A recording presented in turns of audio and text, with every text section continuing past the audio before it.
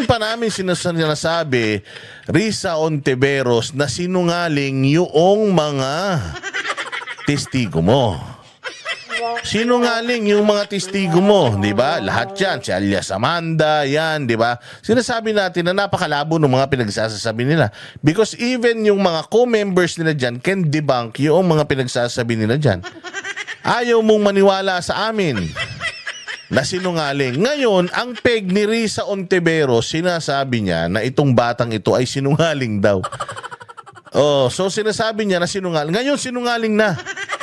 Noong nagsisinungaling dyan at sinasabi namin sa iyo na sinungaling, ayaw mo maniwala. Ngayon, paniniwalain mo kami na sinungaling tong batang to. So, nagpa-press con kasi si Madam, syempre with her malaanghel. Malaanghel na tono, na parang ang bait-bait. So sinasabi nga niya doon na walang katotohanan yung mga akusasyon ni alias Rene. Yan din naman ang sinasabi namin noon eh. Di ba? Yan din naman ang sinasabi natin noon na walang katotohanan ang lahat ng sinasabi nitong alias Rene diyan sa committee mo. Pero ikaw talaga naman, ikaw ay paniwalang-paniwala at ikaw ay talagang ginamit mo pa itong mga pinagsasabi nitong alias Rene na ito para hiyain si Pastor Kibuloy, para makabuo, para i-ano mo siya, i-contempt mo siya, para siya ay iyong ipa-hunting kay General Torre. Kasi siya talaga yung nag-ano siya yung nag-issue ng contempt orders. Pinapahuli niya itong si Pastor Apollo Kibuloy dahil dito sa hearing at dahil dito sa statement nitong alias Rene na ito. Noon sinasabi namin sinungaling, ayaw mo niwala. Sinasabi namin, hindi totoo pinagsasabi ng alias Rene na yan. Diyan sa committee hearing mo, noong pinipersecute mo political, itong sila Pastor Apollo Kibuloy, Kingdom of Jesus Christ. Dinamay mo pa si Senator Bongo Bato at saka si VP Sara. Dahil nagkakabutan daw ng baril. Di ba sinasabi namin, dinidebunk namin, nagpunta kami sa may Glory Mountain. Doon sa Glory Mountain, pumunta kami sa helipad. Doon sa helipad, tiningnan namin yung tent na sinasabi niya kung saan siya naka-assign. Ang layo, as in super layo, hindi tanaw ng mata mo, kilometro layo. Noong helipad, papunta doon sa may tent na yun. At saka yung tent, nandoon siya sa taas, sa may golf course. Yung helipad, nandoon sa may baba, sa may mismong entrance. So papaanong from doon sa taas, nakita niya na may bit-bit na baril na ibinibigay di umano kay Pangulong Duterte tsaka kay Inday Sara, di ba? Di ba yan yung mga statement niya? Meron pa siyang statement noon na kapag siya daw ay hindi na kapag siya daw ay hindi nakakakota, sinasampal daw siya ni yung kanyang sinasabi na si Cristina. Tapos siya din, sinasabi natin na hindi ganun, hindi totoo yun, walang ganun. Tinanong pa natin yung mga bawat members ng KOJC na, kayo ba pagka hindi kayo nakakabenta, sinasampal kayo? Wala naman daw ganun nangyari. Sinabi niya pa na siya ay dyan naka-assign sa SMNI at siya ay kumbaga parang researcher dyan. Natanong naman natin yung mga taga-SMNI kung kilala nila to. Kilala nila to dahil member, pero never daw yan na na-assign dyan sa SMNI dyan sa Makati. At never daw siyang nakapunta dyan. Kasi nga parang sinasabi niya na magdamag daw siyang dyan, magdamag daw siyang magre-research sa mga balita, tapos magtitinda pa siya, pag hindi siya nakakota, Google pin siya. Ganon yun, tapos pinaparusahan daw siya sa Glory Mountain. Ganon yung mga pinagsasasabi niya na dinibunk natin yan noon. Risa Ontiveros, dinibunk namin yan noon. Di ba? Yung mga aliporis mo, ayaw maniwala. Ikaw mismo, ayaw maniwala sa pagdebunk namin, hindi ba? Tinuloy-tuloy mo pa rin yung hearing, tinuloy-tuloy mo pa rin yung mga statement ng mga tao dyan, pagtatanong na kunyari, ngayon mo lang tinanong, pero alata naman na pinractice niyo yan. So patuloy sila nagsisinungaling yan. Noon pa namin sinasabi, Risa Ontiveros, na sinungaling yung mga testigo mo. Sinungaling yung mga testigo mo, di ba? Lahat yan, si alias Amanda, yan, di ba? Sinasabi natin na napakalabo ng mga pinagsasabi nila. Because even yung mga co-members nila dyan can debunk yung mga pinagsasabi nila dyan. Ayaw mong maniwala sa amin na sinungaling. Ngayon, ang peg ni Risa Ontivero, sinasabi niya na itong batang ito ay sinungaling daw. Oh, so sinasabi niya na sinungaling. Ngayon, sinungaling na. Noong nagsisinungaling dyan at sinasabi namin sa iyo na sinungaling, ayaw mo maniwala. Ngayon, paniniwalain mo kami na sinungaling tong batang to. Kaya nga, alam mo, regardless kung ano man ang maging katotohanan dito, whether totoo na siya yung unang lumapit sa iyo at humingi ng bayad, or ikaw yung nag-recruit sa kanila, or ikaw yung nag-offer ng bayad sa kanila, regardless, same apple, same banana. Si Rene ay isang sinungaling at testimonya ng isang sinungaling yung ginamit mo dyan sa Senate inquiry mo. Anong ibig sabihin nun? Anong klaseng Senado meron tayo? Anong klaseng Senate inquiry meron ka? O hindi ba? Testimonya ng sinungaling. Pinatunayan mo lang na yung una naming sinasabi sa'yo na itong taong to ay sinungaling. Pinatutuhanan mo lang ngayon na talaga palang sinungaling siya. O kung sinungaling pala talaga siya, bakit pa natin ginamit yung testimonya niya dyan sa Senado mo? Na dito finish ka na eh. Dito pa lang finish ka na. Dito pa lang finish ka na. O meron siyang mga pinagsasasabi nung nakaraan, di ba? Na ano daw siya, lumapit. Totoo naman, sinabi naman niya, lumapit siya sa inyo. Gumawa siya ng affidavit and then dinagdagan nyo daw yung affidavit niya. Sinabi nyo doon na sinasaktan daw siya. Na pinabubulaanan naman niya ngayon. Di ba ang dami-dami niyang sinabi na very accurate. May mga pangalan pa ng tao, may mga instances, meron pa daw kondo na pinatira mo siya doon. Alam mo, the fact na pinatira mo siya sa kondominium mo, kung totoo man yan, yun pa lang eh. O, yun pa lang, mali na yun eh. Yun pa lang, witness tampering na yun eh. Kasi pwede naman siyang pumasok ng witness protection program eh. Pero papasok siya sa witness protection program, ikaw yung committee chairman, tapos nagtatago siya sa bahay mo. So anong tawag doon sa sa inquiry mo? Di moro-moro na lang. Di ba? Kasi pwede naman kayo magtanungan doon sa kondominium mo eh. Sabi nitong batan to, doon daw siya nakatira sa kondo mo, isang murong 2024. Pwede naman kayo doon magkwentuhan eh. Pwede nyo namang sabihin yung mga kwento nyo sa isa't isa doon. Tapos magsampa kayo lahat ng kaso kay Pastor Apollo Kibuloy. Pero nilabas mo pa eh. Hindi ba? Mantakin mo, ikaw yung committee chairman, tapos ikaw yung humahawak sa mga testigo. Hindi ba mali yun? Mali yun, di ba? Kasi do you remember yung dyan sa Quadcom? Hindi ba yung si General Grijaldo? Di ba? Kami yung mga committee chairman o member ng committee, miniting namin yung testigo sa kwarto, tapos sinabi, parang lumalabas na according to Colonel, meron daw pinapaamin sa kanya na hindi naman niya pwedeng aminin. So kumbaga, nagalit tayo kay Dan Fernandez, kay Benny Abante, kasi bakit iniimbestigahan mo yung tao, tinatanong mo yung tao, pero bakit kinakausap mo siya in private? Di ba?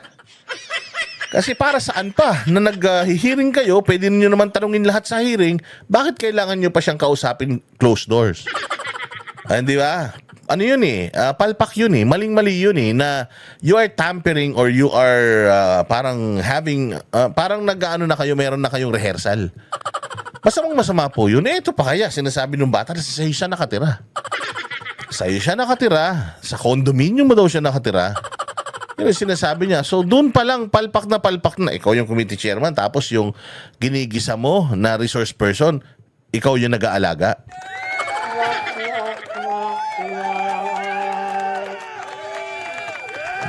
Alam nyo, sabi ko nga sa korte, kapag meron kang 10 ebidensya, isa lang dyan, finabricate mo. Lahat ng ebidensya mo, kahit siyam doon tama, yung isa lang ang mali, lahat yun, basura. So, ibig sabihin, sa lahat-lahat ng mga testigo mo dyan, at isa itong si alias Rene na testigo mo, Isa to si alias rin na testigo mo. Sa ibig sabihin, kung ginamit mo yung testimonya ng isang sinungaling, kasinungalingan, yaang iyong committee hearing. Pinatotohanan mo lang na tama yung aming sinasabi na itong alias rin na ito ay sinungaling, na hindi ka naniniwala na sinungaling, ngayon pinatutunayan mo na sinungaling talaga siya. Kung sinungaling siya, ginamit mo yung testimonya niya, ulit-ulit nating sasabihin to, kung sinungaling ito at ginamit mo yung testimonya ng isang sinungaling, ibig sabihin yung committee hearing mo, yung resulta ng committee hearing mo, puros kabulastugan at puros kasinungalingan. Oo, anong ha na naman? Oo nga, anong ha? Totoo, hindi ba? To pakinggan natin itong balitang ito at reaksyonan natin yung mga sasabihin niya. Binayaran po ako ni Senri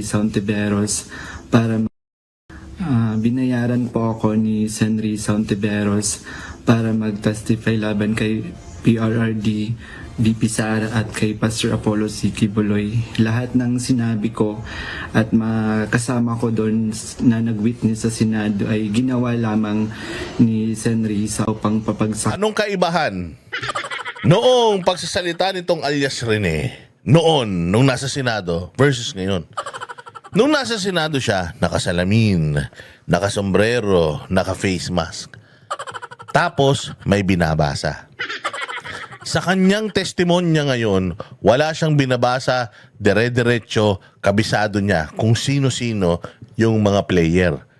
Kabisado niya kung sino-sino yung mga kausap, yung mga ka-meeting, yung mga detalye na nangyari na nakita natin lahat nung siege. Sinabi niya dun sa kanyang testimonya na wala siyang binabasa. Di ba? Na wala siyang binabasa. Si Senator Risa nagde-debunk siya nung nakaraan, may binabasa. So saan tayo maniniwala? Doon sa nagsasalita galing sa puso at galing sa isip? Doon sa nagbabasa, yung may mga nagbibigay pa ng mga index card. Kaya tayo maniniwala. Di ba? Ngayon kasi, wala na siyang ganun. Binlurred lang yan ngayon. Pero nung itong video na to, nung napanood natin ito, nakano lang siya. Sabi nga niya, hindi ako nakamaskara. Di ba? So, mas proud na siya ngayon. Di ba noon kini-question na natin yan? Anong pangalan nito? Sino to? Kumbaga, ako yung taga Kingdom of Jesus Christ na pinatawag mo ako sa Senado. Sino to? Sino yan? Hindi naman pwedeng sinasabi niya na may kasalanan ako nang hindi ko man lang siya kilala. Ipakita natin yung muka.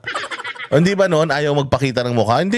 Bakit ayaw magpakita ng muka? Kasi nga, sinasabi niya, kasinungalingan yung mga sinasabi ko sa Senate inquiry. Kaya hiyang-hiya ako. Kaya ako nakasalamin.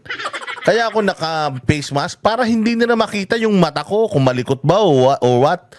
Pero just by putting shades and mask, it means you're not proud doon sa iyong statement doon sa Senado. Bakit ngayon wala na siyang ganun? Kasi proud na siya dahil nagsasabi na daw siya ng totoo. Wala na akong maskara kasi totoo na tong sasabihin ko. Well, again, that is his words and meron kang denial. Which is good. Maganda yun. Napakaganda nung denial. Kasi yun naman ang inaano natin Magpaliwanag ka, Risa, sa sinasabi nito. Then, dininay niya. Ito pa yung mga ibang video. Si Pastor at ang buong kingdom at kunin ang kanilang mga ari-arian. Ngayon po ay hinahanap at tinatakot ako ni Senrisa. Yun. So, hinahanap siya at tinatakot. Okay, hinahanap siya at tinatakot. Okay? Binayaran at gawa-gawa lang ang mga sinabi. Tingnan mo. Sino yan? Ayan, si Miss Hannah Jane Sancho, itong nasa harapan niya. Ayan, si alias Rene. Nakita niyo naman, naka-jacket na, naka-sombrero pa, naka-salamin pa, naka-face mask pa. Tapos, nag-alias pa. So, itinatago niya yung kanyang identity. Tinago niya yung totoo niyang pangalan, itinatago niya yung kanyang mukha. Bakit? Bakit mo Bakit ka naman magtatago kung vindication para sa sarili mo yan or makakalaya ka? Because the truth will set you free. Kung makakalaya ang iyong puso at isip dahil sa lahat ng katotohanan na isisiwalat mo, bakit ka magtatago? Kaya mas naniniwala ako na nagsasabi talaga siya ng totoo ngayon. Di ba? Nagsasabi siya ng totoo ngayon kasi nakalabas yung mukha niya eh. Pero for me pa din, dahil nga nagsinungaling na siya dito sa Senate inquiry na to, para sa akin, yung sinasabi niya ngayon, pwedeng kasinungalingan pa din. Di ba? Papaano ka magtitiwala sa isang tao na nagsinungaling na? So dahil ba pabor sa atin yung sinasabi niya, maniniwala na tayo sa kanya? Isa lang naman ang ibig sabihin nito eh. Na si Rene, totoo man yung sinasabi niya ngayon, ay sinungaling siya. Bakit? Diyan sa inquiry ni Senator Risa Ontiveros, nagsinungaling na siya eh. Kaya nga sabi ko nga, the fact na nagsinungaling siya under oath dito sa inquiry na ito, meron mang collaboration, connivance between Ontiveros and siya, ibig sabihin, si Rene sinungaling o nagsinungaling. Therefore, lahat ng mga pinagsasabi nito ni Rene diyan sa Senate inquiry na yan ay dapat mapawalang bisa. At kung ginamit itong statement ni Rene para makapag-come up sila ng negative publicity, paninirang puri kay Pastor Apollo Kibuloy, dapat si Risa Ontiveros mag-apologize kay Pastor Apollo Kibuloy. Bakit? Kasi ngayon, pinatutunayan niya na si alias Rene sinungaling. Kung si alias Rene sinungaling, edi kasinungalingan ang basihan ng mga rekomendasyon mo para kasuhan si Pastor Apollo Kibuloy. Tanga mo. Diretso. Sa pagdinig ng Senado laban sa mag-amang Rodrigo at Sara Duterte maging kay Apollo Kibuloy. Mantakin mo dahil sa mga statement nitong kupal na batang to, dahil sa mga statement nito, nakakulong ngayon si Pastor Apollo Kibuloy. May namatay na 3 tao. Merong pagsugod dyan sa Kingdom of Jesus Christ. Tumira pa ng 16 days. 2 beses inatake. Ang daming mga nawalang gamit, nawarak, naransak, naabuso ang karapatang pantao dahil sa kasinungalingan nito. Now, Risa Ontiveros, totoo bang sinungaling to o hindi? According dito sa report na to, pinasisinungalingan mo lahat na sinasabi niya at sinasabi mong itong batang ito ay sinungaling. O kung sinungaling tong batang to, dapat lahat ng kanyang mga testimonya dyan sa Senado i-strike out na natin. Or gawin natin, i-disqualify na natin. O anong kwenta ng ng Senate inquiry mo? Di wala, basura yan. So nakakulong si Pastor Apollo Kibuloy ngayon dahil sa basura mo. Hayop na yan. Diretso. Ito ang pahayag ni Michael Maurilio na nagpakilalang alias Rene nang tumistigo ito sa pagdinig ng Senado noong February 2024. Kaugnay ito ng investigasyon sa mga umano'y pang-aabuso ng Kingdom of Jesus Christ o KOJC leader na si Kibuloy. Bunsod nito, ipinilisinta ni Senador Risa Ontiveros ang palitan ng email sa pagitan ng kanyang opisina at ni Michael Maurilio. Ayon kay Senador Ontiveros, si Maurilio ang nauna at paulit-ulit na nagpadala ng mensahe sa kanila na unang nagpadala ng mensahe, lumapit sa'yo. Anong ginawa mo? In-entertain mo. Hinaus mo. Di ba? Ginawan mo siya ng sworn affidavit niya. Naging testigo siya dyan sa'yo. So, noon, nagsasabi siya ng totoo, ganon. Ngayon, na bumaliktad na siya, hindi na siya nagsasabi ng totoo, ganon.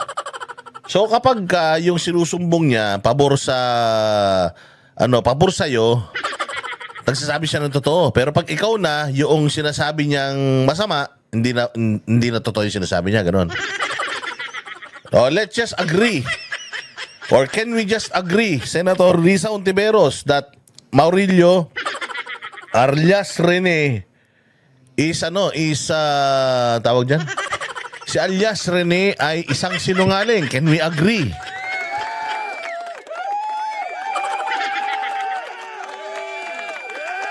Oh, kung mag-agree tayo parehas ngayon, kasi noon ayaw mo mag-agree sa amin na sinungaling yan eh. Oh, so if we can agree right now na sinungaling siya, anong kwenta nung Senate inquiry mo? Paulit-ulit ka naman, boss Dado. Hindi kailangan paulit-ulitin natin para maintindihan ninyo. Hindi na to usapin kung nagsasabi ito si Rene ng totoo o hindi. Isa lang ang ibig sabihin nito. Sinungaling to. So kung sinungaling to, dapat si Pastor Apollo Kibuloy, pinalalayan nyo na.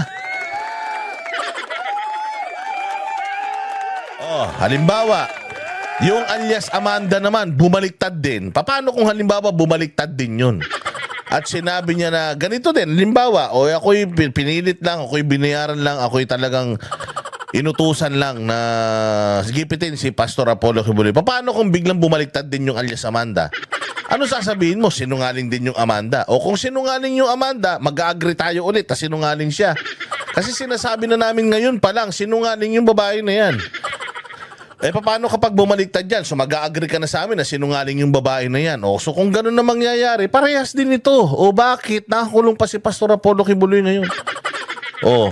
Kung talagang Risa Ontiveros, ikaw ay naniniwala na sinungaling itong si alias Rene, ikaw na sanang mag-correct ng kahayupang ginawa mo na pagre-recommenda mo na mapakulong itong si Pastor Apollo Kibuloy. Dapat palayain na natin to. Bakit?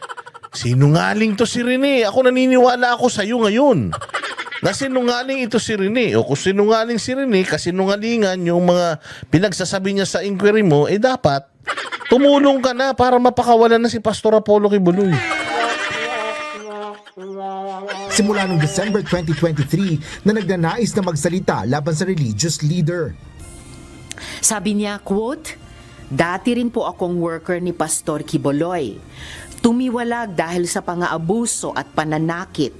Ngayon lang nagkaroon ng lakas ng loob dahil na rin sa takot.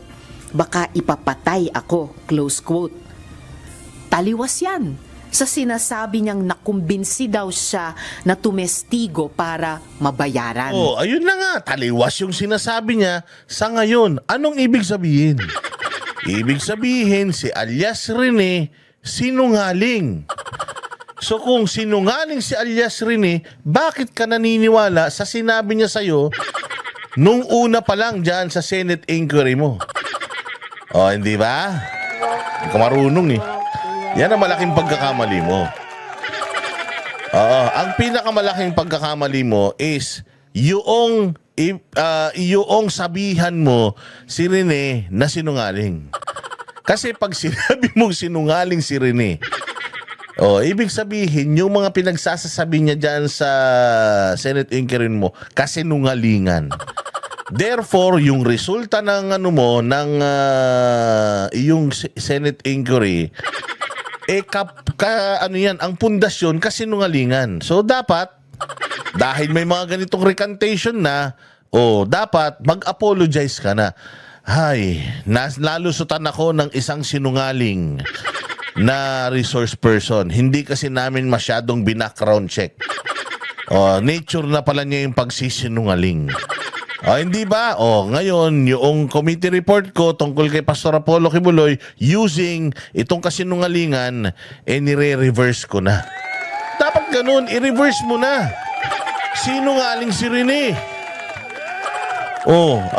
Sabi ko nga sa iyo, the fact na pinatutunayan mo na sinungaling si Rene, tama kami. Tama kami noon nung sinasabi namin sa iyo, Risa Ontiveros, sinungaling yung resource person mo. So anong gagawin mo ngayon na sinungaling yung resource person mo? Dapat ikaw mismo magpalaya na kay pastor, ikaw na kumuha ng susi, ilabas mo na siya sa kulungan. Dahil unang-una sa lahat, sa'yo nagsimula yung kademonyohan eh. Kaya nagkaroon ng authority itong sila General Torre, Marbil at sila Abalos na babuyin ang Kingdom of Jesus Christ dahil sa katarantaduang hearing mo eh. Bakit ko sinabing katarantaduhan? Sinungaling yung testigo mo. Because we take some time to vet emails. Nung pakiramdam niya ay hindi siya pinapansin, he messaged us 2 more times. Noong December 15, 2023 at January 28, 2024. Oh, hindi ba? O, ikaw na umamin. Hindi nyo pinapansin. So, anong ginawa ng bata? Gumawa ng istorya. Nung gumawa ng istorya yung bata, tapos nung nakita nyo na pwede nyo siyang magamit laban kay Pastor Kibuloy, kinuha nyo na siya. Regardless, binayaran nyo siya o hindi. Kung binayaran nyo man siya o hindi, pero nung nakita nyo yung email niya, 2 beses siya ng email, hindi nyo pinansin. Doon sa mga sumunod na email niya, noong nakita nyo na mukhang desidido siyang mag-testify, kinuha nyo. Tama, kinuha nyo. Nag-due diligence ba kayo? Nag-background checking ba kayo?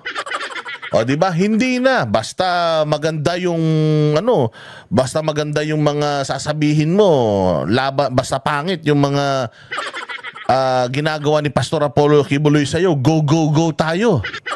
O hindi ba? Ngayon, biglang bumaliktad. So paano na? Totoo ba yung sinasabi niya sa'yo? O hindi? Kasi kung sinasabi mo hindi totoo yung sinasabi niya ngayon, totoo yung sinasabi niya noon, abay, gaga ka talaga. At yun nga mga kababayan, anong masasabi niyo sa balitang ito? Maaring ihayag ang inyong opinyon at kuro-kuro sa comment section sa ibaba. Huwag din kalimutang mag-like, mag-subscribe at mag-share sa bidyong ito. Maraming salamat sa panonood.